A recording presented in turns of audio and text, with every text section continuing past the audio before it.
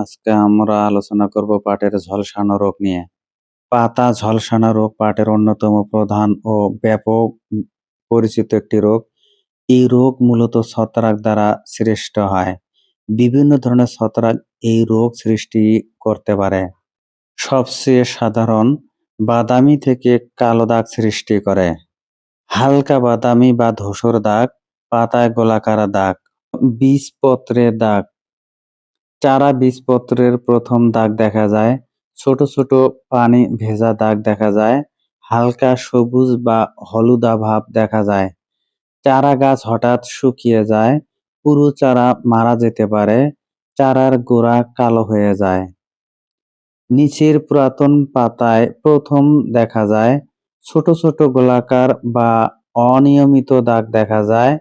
দাগের রং প্রথমে হলুদা ভাব বা পরে হালকা বাদামি হয়ে যায়।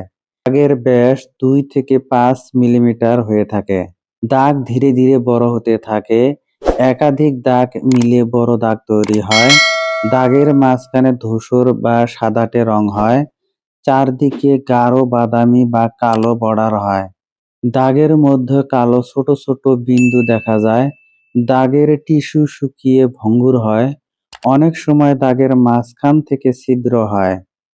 রোগ ধীরে ধীরে উপরের পাতায় ছড়ায়, পুরো পাতায় দাগ ছড়িয়ে পড়ে, পাতা হলুদ হয়ে যায়, পাতা কুঁকড়ে যায় এবং মরে যায়। আক্রান্ত পাতা দ্রুত ঝরে পড়ে, গাছ পাতাহীন হয়ে যায়, শুধু উপরে কয়েকটি পাতা থাকে। কাণ্ডে লম্বাটে বাদামি বা কালো দাগ পড়ে, কাণ্ডের দাগ ফেটে যেতে পারে, কাণ্ড দুর্বল হয়ে ভেঙে যায়, গাছের বৃদ্ধি থেমে যায়, আঁশের পরিমাণ কমে যায়, আঁশের গুণমান খারাপ হয়, 30 থেকে 60% পর্যন্ত ফলন কমতে পারে। রোগমুক্ত বীজ নির্বাচন, সুস্থ গাছ থেকে বীজ সংগ্রহ করুন, প্রত্যায়িত বীজ ব্যবহার করুন, সরকারি উৎস থেকে বীজ কিনুন। বীজ শোধন, 50 থেকে 55 ডিগ্রি সেলসিয়াস তাপমাত্রায় গরম পানিতে বীজ শোধন করে নিতে হবে।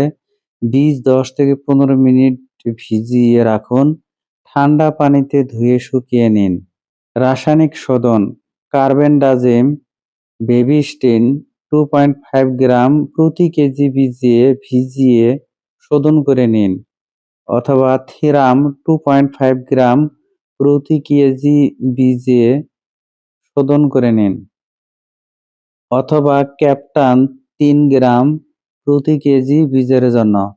বীজের সাথে ভালোভাবে মিশিয়ে 24 ঘন্টা রেখে দিন। জমি প্রস্তুতি, আগের ফসলের অবশিষ্টাংশ তুলে পুড়িয়ে ফেলুন। জমি ভালোভাবে চাষ দিন 4 থেকে 5টা।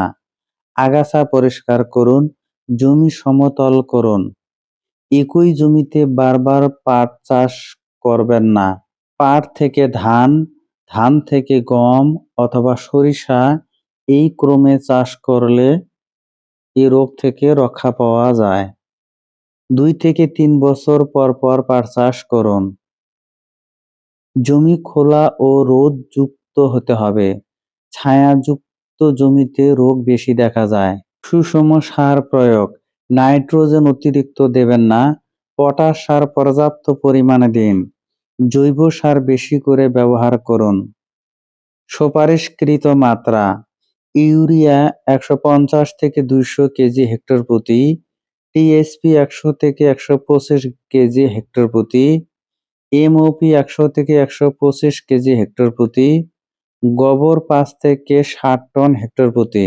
পানি সেচ ব্যবস্থাপনা, অতিরিক্ত সেচ দেবেন না, পাতা ভেজা অবস্থায় সেচ করবেন না, সকালে সেচ দিন যাতে পাতা দ্রুত শুকায়। জল নিকাশি ব্যবস্থা ভালো রাখুন।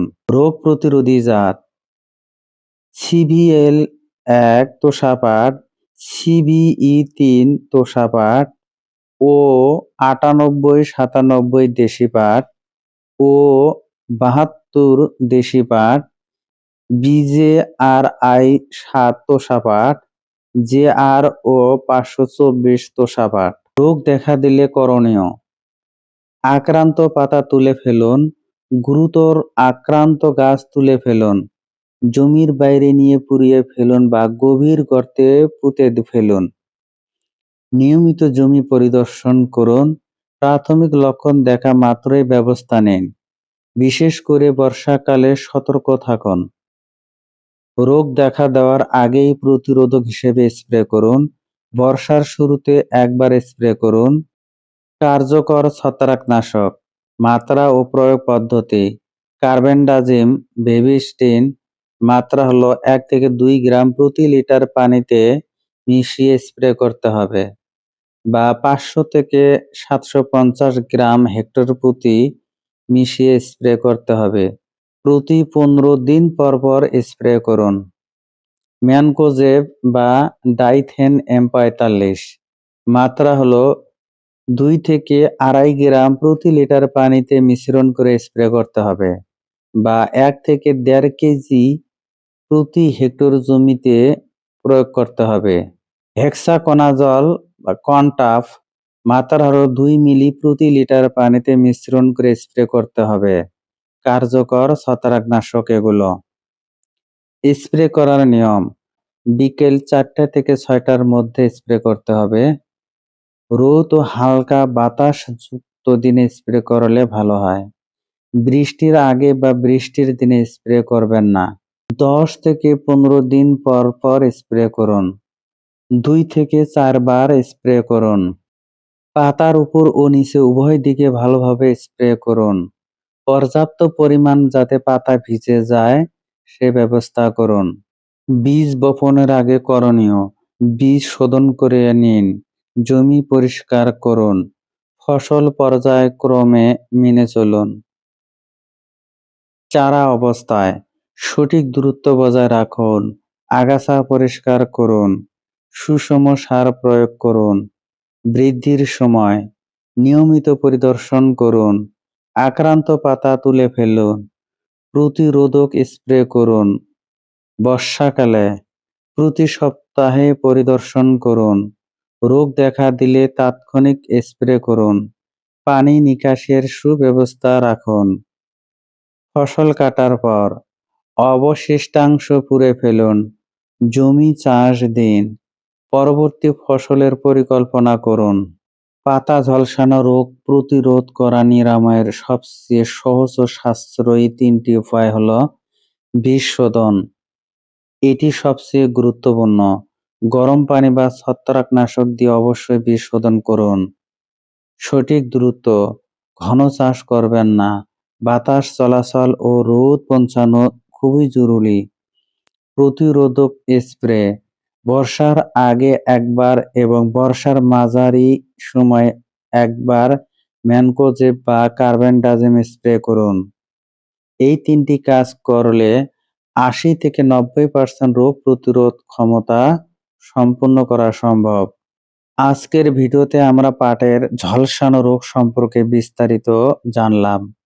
এই রোগ খুবই সাধারণ এবং প্রায় সব পাট ক্ষেতেই কম বেশি দেখা যায়, কিন্তু ভয়ের কিছুই নেই। সঠিক জ্ঞান ও ব্যবস্থাপনা এটি সহজেই নিয়ন্ত্রণ করা সম্ভব। ভিডিওটি দেখে যদি বিন্দু পরিমাণ উপকারে আসে, ভিডিওটি অন্যদের মাঝে শেয়ার করে দিবেন। ধন্যবাদ।